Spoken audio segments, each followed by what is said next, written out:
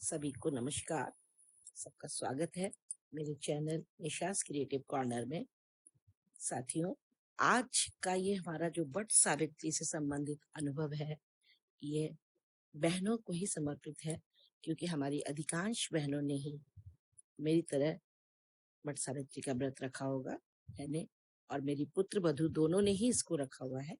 तो हम इसको कैसे पूजा करते हैं और जनरल प्रथा, इस व्रत की रीति रिवाज, पूजा विधि और कथा क्या है, हम इसको कुछ अपने भी चित्रों के साथ आप सबके साथ साझा करना चाहेंगे।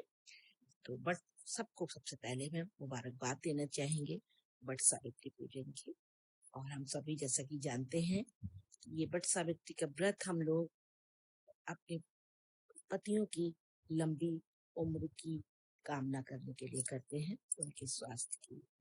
और इस समय तो हम पूरे देश के अच्छे स्वास्थ्य की कामना के लिए भगवान से यही, माँ पार्वती से यही दुआ करना चाहेंगे कि सब स्वस्थ रहे, सबके पति, बच्चे और परिवार सभी स्वस्थ रहे। तो आइए हम लोग कथा का जो जनरल प्रचलन है और हम कैसे करते हैं आसान विधि के द्वारा, वो आपके साथ शेयर करते हैं। तो ये जो 2020 में ये व्रत जो पड़ता है वट सावित्री का, ये ज्येष्ठ मास की अमावस्या को पड़ता है, जो कि इस बार शुक्रवार के दिन 22 तारीख यानी आज पड़ा है। और हम सभी ने, अधिकांश महिलाएं, इसकी पूजन करते हैं। तो देखिए इसकी इसकी कुछ रीति रिवाज परंपराएं क्या हैं। हिंदू धर्म में महिलाएं अपने पति की लंबी आयु के लिए बहुत सारे व्रत करती हैं। ऐसे ही व्रतों में से एक व्रत है वट सावित्री व्रत। विवाहित महिलाएं इस दिन अपने सुहाग के दीर्घायु होने के लिए व्रत उपासना करती हैं। यह व्रत हर साल ज्येष्ठ माह की अमावस्या के दिन मनाया जाता है। धार्मिक मान्यताओं के अनुसार जो स्त्री इस व्रत को सच्ची निष्ठा से रखती है, न सिर्फ उसे पुण्य की प्राप्ति होती है, बल्कि उसके पति पर आई सभी परेशानियां भी दूर हो जाती है।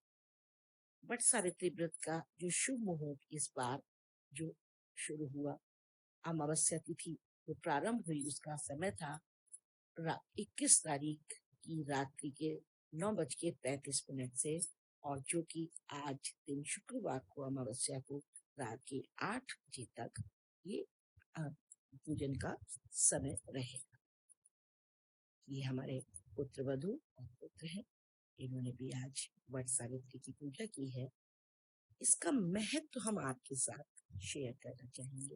धार्मिक मान्यताओं के अनुसार माता सावित्री अपने पति के प्राणों को यमराज से छुड़ा कर ले आई थी। अतः इस व्रत का महिलाओं के बीच विशेष महत्व इसीलिए है कि महिलाएं अगर अड़ जाएं, अपने पर आ जाएं, तो वो क्या नहीं कर सकती हैं। इस दिन वट यानी बड़ या बरगद का पूजन होता है। इस व्रत को स्त्रियां अखंड सौभाग्यवती रहने की मंगल कामना के साथ करती हैं। वट सावित्री व्रत की पूजा का विधान जो है वो कुछ इस प्रकार है, लेकिन हम लोग चूंकि विभिन्न विभिन्न परिस्थितियों में विभिन्न स्थानों पर रहते हैं, तो कुछ देश काल परिस्थिति के हिसाब से भी हम पूजा की कुछ रूढ़वादी मान्यताओं में कुछ हम फ्लेक्सिबिलिटी, लचक ला देते हैं और उस हिसाब से भी हम पूजा कर लेते हैं। तो पहले तो ये जो साधारण जो प्रचलन में जो विधान है वो हम आपके साथ शेयर करते हैं कि सुबह जल्दी उठ के, क्योंकि जब भी पूजा करनी होती है तो हम लोग जल्दी उठ के ही करते हैं, क्योंकि हमें घर का, ऑफिस में पति बच्चों का वो भी करना है, तो उस टाइम के हिसाब से हम अपना मैनेज करते हैं। तो नहा धो के तैयार होके और 16 श्रृंगार निश्चित है, आलता, बिंदी, सिंदूर सब करके तभी पूजन शुरू करते हैं।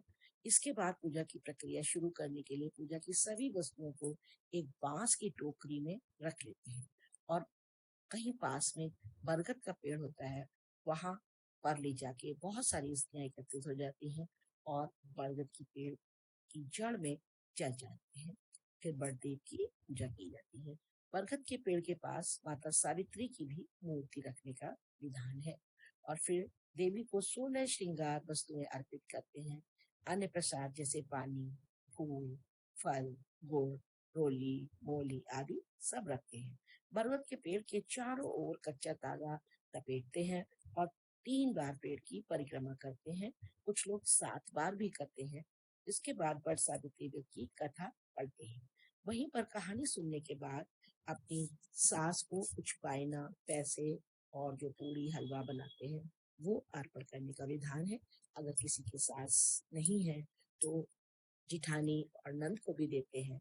वो भी पास में अगर उपलब्ध नहीं है तो घर में हम अपने पति और बच्चों को भी वो वाइना खिला देते हैं। और अन्यथा सबसे अच्छा हम गाय को भी दे सकते हैं। और फिर बुजुर्ग लोगों का हम लोग पैर छू के आशीर्वाद लेते हैं। ये हर पूजा के बाद ही हम करते हैं। और पूजा समाप्त होने के बाद फिर ब्राह्मण को वस्त्र दान या फल दान भी यथासंभव हम करते हैं। तो ये तो विधान है, बाकी हम अपने हिसाब से भी उसको कम और ज्यादा कर सकते हैं। वट सावित्री व्रत की पूजा कथा कुछ इस प्रकार है। वट सावित्री व्रत सावित्री को समर्पित है, जिसने अपने पति सत्यवान को मृत्यु देवता यम द्वारा ले जाने से बचाया था। सावित्री मध्य देश के राजा अश्वपति की बेटी थी। उनका विवाह निर्वासन में एक राजकुमार सत्यवान से हुआ था, जो अपने अंधे पिता धुमत सेन के साथ जंगल में रह रहे थे। शादी के बाद सावित्री ने अपने पिता का महल छोड़ दिया और अपने पति और ससुराल वालों के साथ जंगल में रहने लगी। एक समर्पित पत्नी और बहू के रूप में वो उनकी देखभाल करने के लिए बहुत बड़ी लंबाई में चली गई। एक दिन जंगल में लकड़ी काटते समय सत्यवान का सिर घूमा और वह एक पेड़ से गिर गया। तब यम, मृत्यु के देवता, सत्यवान की आत्मा को छीनने के लिए प्रकट हुए। इससे आहत होकर सावित्री ने यमराज से अपने पति से अलग न होने की गुहार लगाई। उसने यम से कहा, यदि वह अपने पति की आत्मा को छीन लेती है तो वह भी उसका पीछा करेगी। सावित्री की भक्ति से द्रवित यमराज ने उसके पति का जीवन लौटा दिया। जल्द ही सत्यवान ने न केवल अपने जीवन को बल्कि अपने खोए हुए राज्य को भी पा लिया। तो ये एक कथा थी।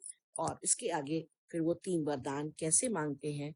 उन्होंने जब वरदान एक के बाद एक वरदान देना शुरू किया तो सावित्री फिर भी अड़ गई, क्योंकि उन्होंने जो दूसरा वरदान दिया उसमें उन्होंने ये बोल दिया था कि जाओ पुत्रवती हो।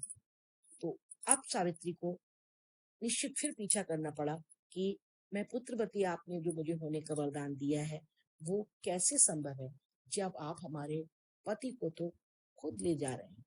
तो अंत में मजबूर होकर यमराज को सत्यवान के प्राण को छोड़ना पड़ा।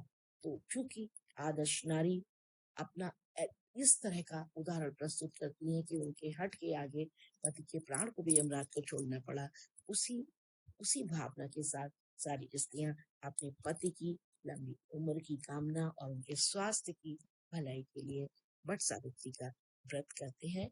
मैंने भी आज ये व्रत अपनी बहू के साथ किया हुआ है। लेकिन अब वही बात है ना कि हम देश काल परिस्थिति के हिसाब से बदलाव कर लेते हैं।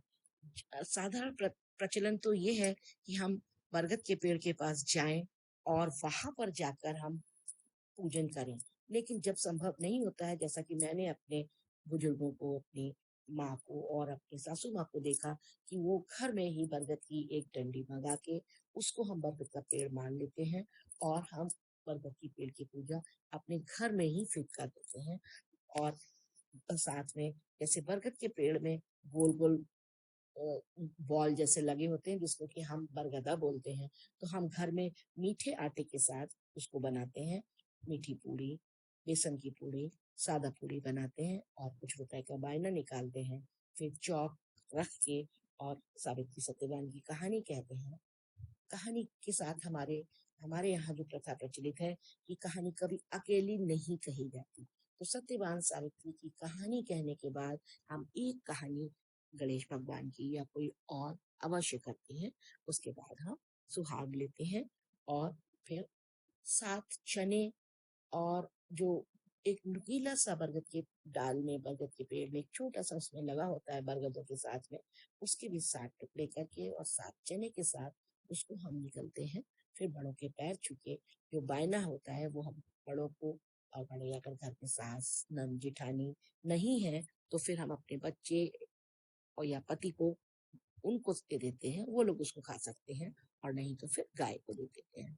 और ये व्रत पूरे दिन व्रत रहने का विधान हमारे यहाँ नहीं है। हम लोग जितनी देर तक पूजा समाप्त नहीं करते हैं, तब तक व्रत रहते हैं। तो आज हमने भी अपने पुत्रवधू, अपना बेटा, अपने पतिदेव के साथ हमने ये व्रत किया, और माँ पार्वती से यही कामना है कि हमारे परिवार को और सारे संसार को, जो इस समय हम लोग इस महामारी से त्रस्त हैं, उन सबको किसी प्रकार का कष्ट ना हो, सब सुखी समृद्ध रहे, यही हमारी भगवान से कामना है।